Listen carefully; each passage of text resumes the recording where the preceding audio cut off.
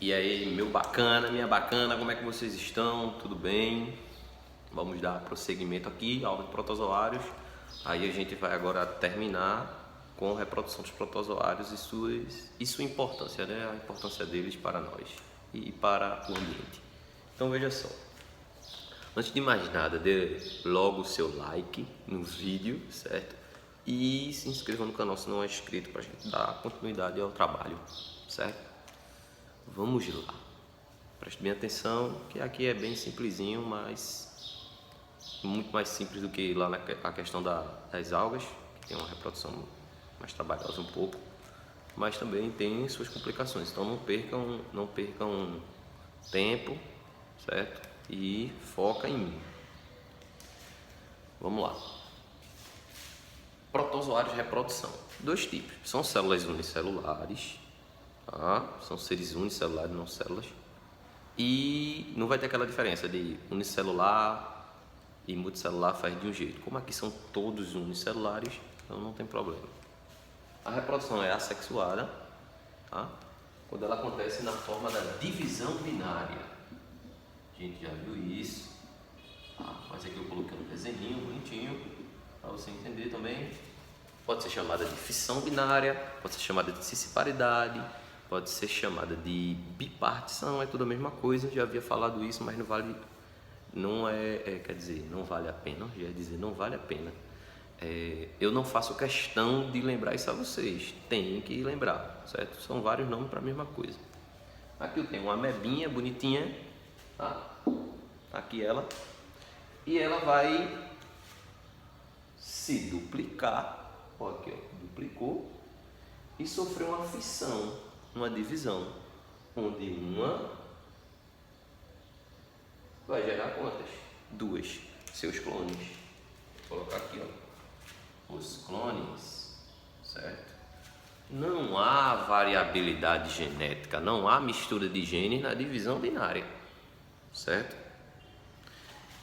Também tem um outro tipo de divisão chamada divisão múltipla. Vou colocar aqui para vocês. É uma divisão binária, certo? Mas qual é a diferença aqui? É que ela se divide várias vezes, não só uma, e depois é que ela se fragmenta em vários organismos, certo? Então, divisão binária, uma gera os clones. Divisão múltipla, uma se divide várias vezes antes de se fragmentar. Tranquilo? Estou tirando foto aqui com a gestora. Veja bem, aí a gente vai para a reprodução sexuada. Coloquei reprodução sexuada entre aspas, mas eu vou explicar o porquê entre aspas daqui a pouco. A reprodução sexuada é chamada de conjugação. Conjugação, eu já falei para vocês lá em bactérias, certo? É parecido. A bactéria, tá? Ela vai se ligar a outra bactéria, imagine aqui cada um sendo uma bactéria, através de uma ponte citoplasmática chamada de pile sexual, certo? Aqui no caso do protozoários são parecidos, então coloquei aqui um paramécio. O paramécio, como um protozoário ciliado, geralmente ele tem dois núcleos, um macro e um micro. Um macronúcleo e um micronúcleo. Se você não viu isso aí, veja na outra aula lá sobre classificação dos protozoários, tá tudo lá explicadinho. Então veja, como é que acontece aqui? Esses dois núcleos, eles são diploides, certo? Tanto o macronúcleo,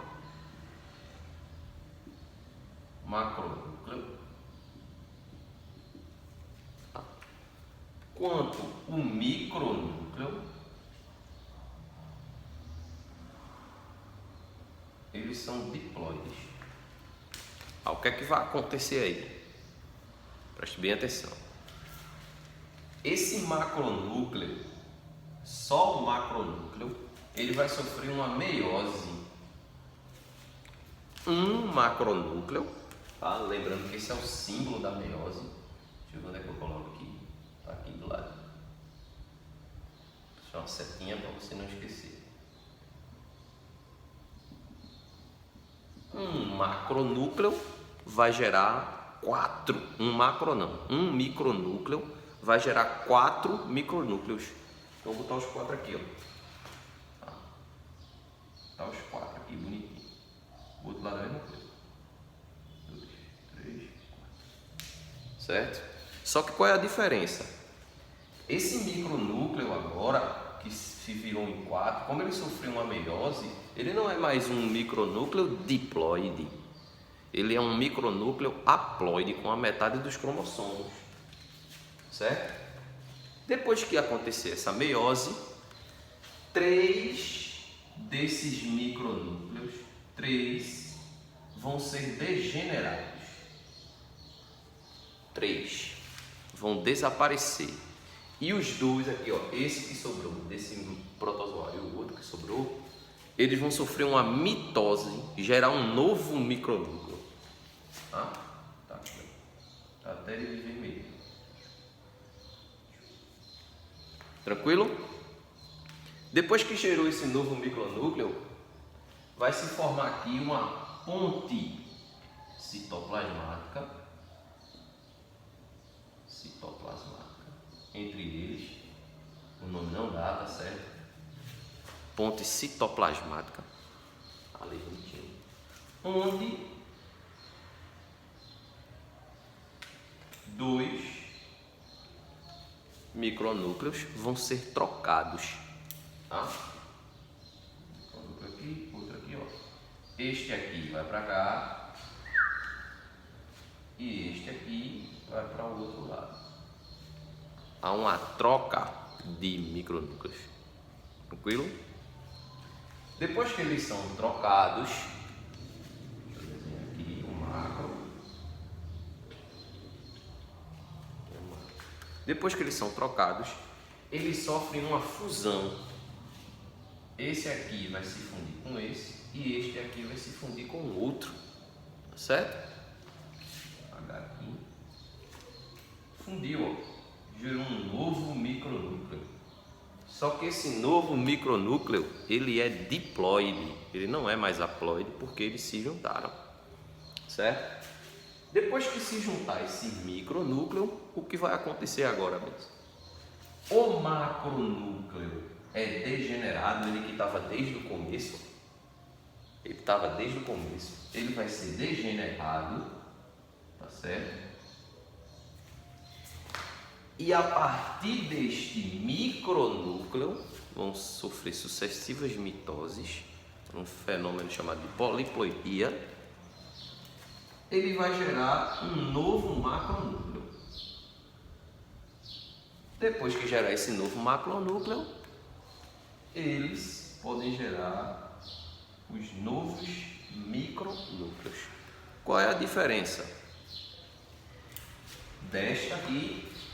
Da reprodução assexuada para sexuada. Nessa aqui houve uma troca de material genético aqui, ó, nesse ponto aqui. E por que eu coloquei reprodução sexuada entre aspas? Porque aqui eu não gerei novas células. Eu tenho 2 células que continuaram sendo o quê? 2 células. Só que qual é a diferença agora?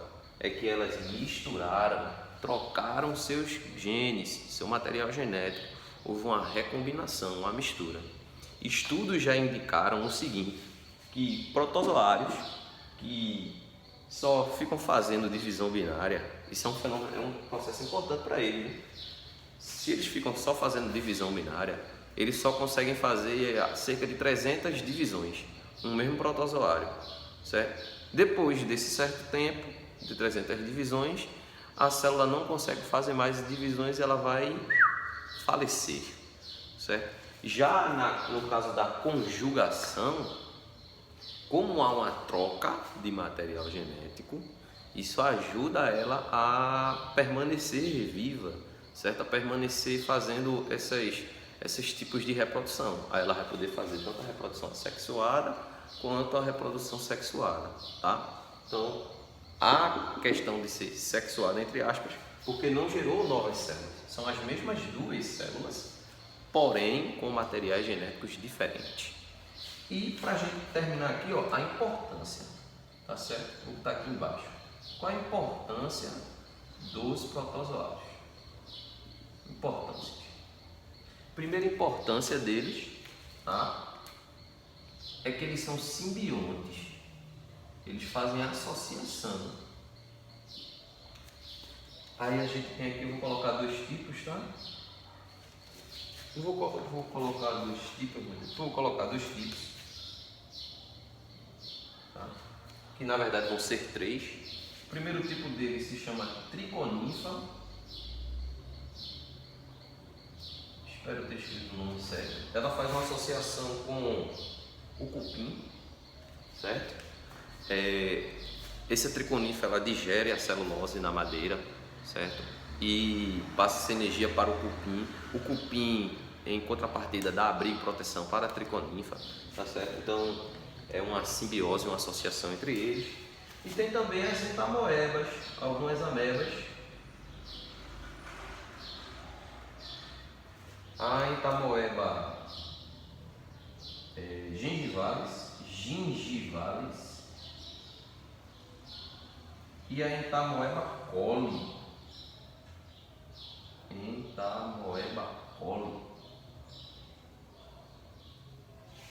A entamoeba coli, a gengivalis na gengiva, certo? Não causa mal a gente, elas estão lá presentes, bonitinhas. E a entamoeba coli no nosso intestino, tranquilo? E a outra são as doenças, certo? Eu havia falado no outro slide, tá certo? Mas eu vou deixar, no outro vídeo, mas eu vou deixar um vídeo separado depois só sobre doenças. Doenças bacterianas, doenças de vírus, doenças de protozoários, tá certo? Doenças de fungos. Vai ser doença até umas horas, se não quiser ficar doente não assista, mas é importante para saber sobre as doenças, né? E se prevenir contra elas. Então, protozoários que causam doenças, por exemplo, Trypanosoma cruzi, que é o causador da doença de Chagas, já tinha colocado lá no outro vídeo. Coloquei também o plasmódio, causador da malária, e aqui um para vocês é entamoeba histolítica, que causa amebíase. Tem vários. Pneumocystis que causa pneumonia. Então, quando chegar numa parte do um vídeo só sobre doenças, eu falo mais para vocês, tá ok? Beleza? Cheiro na criança, cheiro na família. Não esquece de dar o like e de se inscrever. Estuda miséria.